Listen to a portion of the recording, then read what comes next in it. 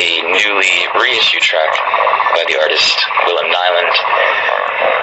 This is the closing piece of music off of his album Piano Studies 337. Mississippi Records put that out in a remastered form, though the record was originally put out in 1962 on the artist's own private press, Gage Hill Records. Nyland is a really fascinating artist.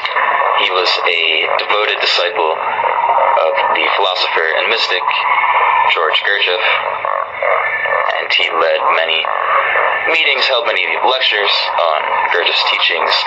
As we heard, he was also an incredibly talented and passionate piano improviser.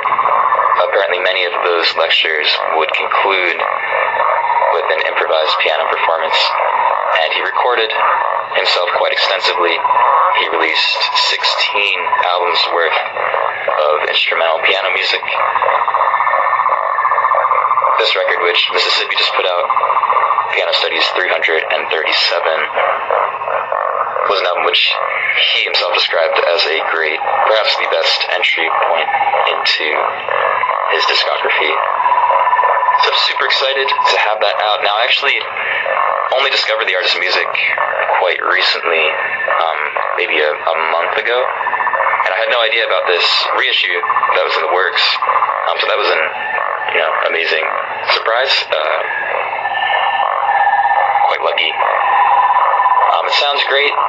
These songs, they don't have individual titles, so this one is just known as 337B3, the third piece of music on the B side of this record. But definitely recommend that you check out the rest of it if you enjoyed what we heard today. Some really wonderful playing on there. At turns contemplative, and at other points rather tempestuous. And that was from 1962 originally.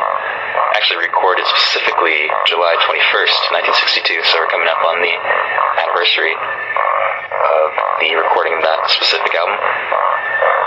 And then moving back